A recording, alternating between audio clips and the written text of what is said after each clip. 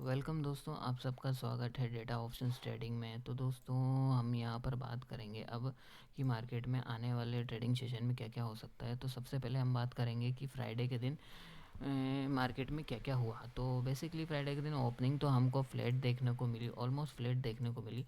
Open होते से ही market में एक अच्छा सा डाउनफॉल देखने को मिला 250 पॉइंट के आसपास का।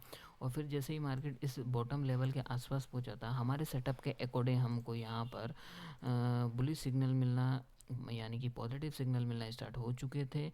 और फिर मार्केट ने वहाँ से एक अच्छी सी रिकवरी दिखाई 250 पॉइंट की, और ये पूरा मूव हमने कैप्चर किया हुआ था, जो कि मैंने अपने टेलीग्राम चैनल के ऊपर अपडेट भी दिया हुआ था। आप यहाँ पर चेक कर सकते हो कि यहाँ पर 23,346 का सपोर्ट है। 10:07 पे शेयर किया हुआ था। फिर उसके बाद मैंने एक कॉल बाइंग की ट्रेड भी शेयर की हुई थी 10:15 के आसपास। और फिर हमने यहाँ पर इसमें हमने यहाँ पर एक अच्छा सा मूव कैप्चर किया इसमें। और फिर टॉप लेवल के आसपास हमने अपनी पोजीशंस को, इस लेवल पे आसपास हमने पोजीशन को क्लोज कर दिया था। और फिर जैसे ही मार्केट टॉप लेवल पे था, फिर से हमको यहाँ पर अपने सेटअप के अकॉर्डिंग नेगेटिव सिग्नल मिलना स्टार्ट हो चुके थे। और फिर वहाँ से हमने पुट बाइंग की ट्रेड भी शेयर की थी मैंने। और फिर वहाँ से डाउनफॉल मिला, और फिर हमने यहाँ पर इस लेवल के आसपास प्रॉफिट बुकिंग कर ली थी, जो कि आप चेक कर सकते हो। यहाँ पर हमने पुट बाइंग भी की हुई थी, आप देख सकते हो। ये यहाँ पर हमने पुट बाइंग की हुई थी 23,500 की पुट बाइंग की हुई थी 150 रुपये के आसपास, 11:43 के आसपास। और फिर हमने उसमें प्रॉफिट बुक कर लिया था। तो ये तो थी फ्राइडे की बात। अब बात कर लेते हैं हम यहाँ पर आगे की मार्केट में क्या हो सकता है। तो उससे पहले हम यहाँ पर देख लेते हैं डाटा की एनालिसिस कर लेते हैं। तो कैश सेगमेंट का अगर हम डाटा देखें यहाँ पर, तो एफआई जो है कंटिन्यूज एफआईज जो है कंटिन्यू पर डे बेसिस पे यहाँ पर सेलिंग कर रहे हैं, जो कि आपके सामने ये जो नज़र आ रहा है, ये एफआईज का डाटा है पूरा। और कंटिन्यू बेसिस पे ये जो है सेलिंग किए जा रहे हैं। तो इनका अभी भी कैश सेगमेंट को लेके मार्केट के प्रति अभी नेगेटिव सेंटीमेंट है। और डीआईएस की अगर हम बात कर लेते हैं, ये कंटिन्यू बेसिस पे बाइंग कर रहे हैं, लेकिन इनकी बाइंग जो है कि मार्केट को होल्ड नहीं कर पा रही है, क्योंकि ये जो सिर्फ ओनली गिने चुने चुनिंदा स्टॉक्स में ही बाइंग कर रहे हैं। तो ये तो कैश सेगमेंट का डाटा था। अब बात कर लेते हैं हम यहाँ पर फ्यूचर सेगमेंट की बात कर लेते हैं। तो फ्यूचर सेगमेंट का क्या डाटा कह रहा है हमको। तो फ्यूचर सेगमेंट में अगर आप देखेंगे यहाँ पर, तो ओपन इंटरेस्ट डिक्रीज़ हुआ है। ये जनवरी मंथ का फ्यूचर्स का डाटा है। ओपन इंटरेस्ट डिक्रीज़ हुआ है, प्राइस भी डिक्रीज़ हुआ। तो ये हमको कहीं लॉन्ग अनवाइंडिंग की तरफ इशारा कर रहा है। और अगर आप प्रीवियस डे के हिसाब से अगर यहाँ पर देखेंगे, तो कंटिन्यू बेसिस पे प्राइस हमारी फ्यूचर्स की प्राइस जो डिक्रीज़ होती हुई नज़र आ रही है। और मेजोरिटी टाइम हमको यहाँ पर ओपन इंटरेस्ट इंक्रीज़ होता हुआ दिखाई दे रहा है, तो जो कि शॉर्ट बिल्डअप की तरफ इशारा कर रहा है। ठीक है। और तो ये बात होगी हमारे ऑप्शन फ्यूचर सेगमेंट की। अब बात कर लेते हैं हम यहाँ पर ऑप्शन में, कि ऑप्शन में कौन सा प्लेयर क्या एक्टिविटी करके गया हुआ है। तो सबसे पहले हम बात करेंगे एफआईज की बात करेंगे। तो एफआई जो है फ्राइडे के दिन यहाँ पर आप देख सकते हो कि फ्यूचर्स में जो है ये heavy short positions carry forward करके गए हुए हैं, कैरी फॉरवर्ड कर रहे हैं। और ऑप्शन में भी फ्राइडे के दिन फ्रेश शॉर्ट पोजीशंस इन्होंने बनाई हुई है, जो कि अभी भी कैरी फॉरवर्ड है इनकी। और प्रोपराइटर की अगर हम बात कर लेते हैं यहाँ पर, तो प्रोपराइटर ने भी यहाँ पर ऑप्शंस में नेगेटिव पोजीशन कैरी फॉरवर्ड करके गए हुए हैं। और फ्यूचर्स में भी इन्होंने negative positions, fresh negative positions कुछ बनाई हुई है, और कुछ पहले से ही कैरी फॉरवर्ड कर रहे हैं। और अगर क्लाइंट साइड का अगर डाटा हम देखें, तो ये जो है ऑप्शंस में जो है अपनी बुलिश पोजीशन कैरी फॉरवर्ड कर रहे हैं। और फ्यूचर्स में भी ये फ्रेश शॉर्ट पोजीशंस बना के गए हुए हैं। और इनकी जो टोटल फ्यूचर्स में क्लाइंट की जो नेट बेसिस के ऊपर जो पोजीशंस जो है, वो इनकी जो है 1 लाख से ऊपर की पोजीशंस है। सॉरी, 1 लाख नहीं, इनकी 10 लाख के से आसपास की पोजीशंस है, जो अभी भी कैरी फॉरवर्ड कर रहे हैं। ये जो पूरा डाटा जो है इनका फ्यूचर्स एंड ऑप्शन सेगमेंट का, ये पूरा जो है क्लाइंट का जो है पूरा नेट बेसिस के ऊपर है। और प्रोपराइटर की जो है वो भी नेट बेसिस के ऊपर है। एफआईज का भी डाटा जो है नेट बेसिस के ऊपर है। ठीक है। तो ये तो था हमारा पूरा डाटा पॉइंट्स का एनालिसिस। अब हम बात कर लेते हैं आगे, कि आगे हम ऑप्शन चेन की बात कर लेते हैं। तो यहाँ पर हमको ऑप्शन चेन में भी हमको, आप देखोगे तो कॉल साइड में यहाँ पर इन द मनी में कॉल राइटिंग होती हुई दिखाई दे रही है जो कि कैरी फॉरवर्ड हुई है।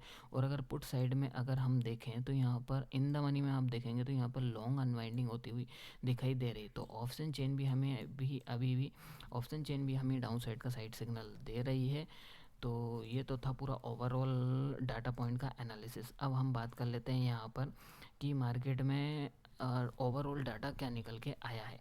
तो डाटा को एनालिसिस करें, अगर हम बड़े प्लेयर के हिसाब से एनालिसिस करें, एफआईएस के हिसाब से एनालिसिस करें, तो के सेगमेंट में ये लोग सेलिंग कर रहे हैं तो इनका व्यू अभी भी नेगेटिव है। और अगर फ्यूचर सेगमेंट की अगर हम बात करते हैं तो फ्यूचर में ये heavy short position carry forward कर रहे हैं जो कि नेगेटिव पोजीशन से मार्केट को लेके। और ऑप्शन सेगमेंट में भी ये जो है कि ऑप्शंस में भी नेगेटिव पोजीशन कैरी फॉरवर्ड कर रहे हैं।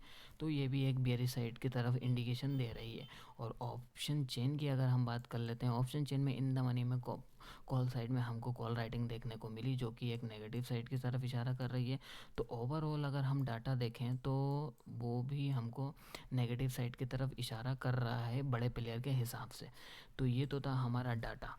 और अब अगर मैं अपना व्यू दूं तो मार्केट के लिए मंडे के दिन क्या कैसा रह सकता है, तो मेरे हिसाब से मंडे के दिन मार्केट का व्यू जो है कि नेगेटिव टू पॉजिटिव रह सकता है, यानी कि बाय ऑन डिप्स का रह सकता है।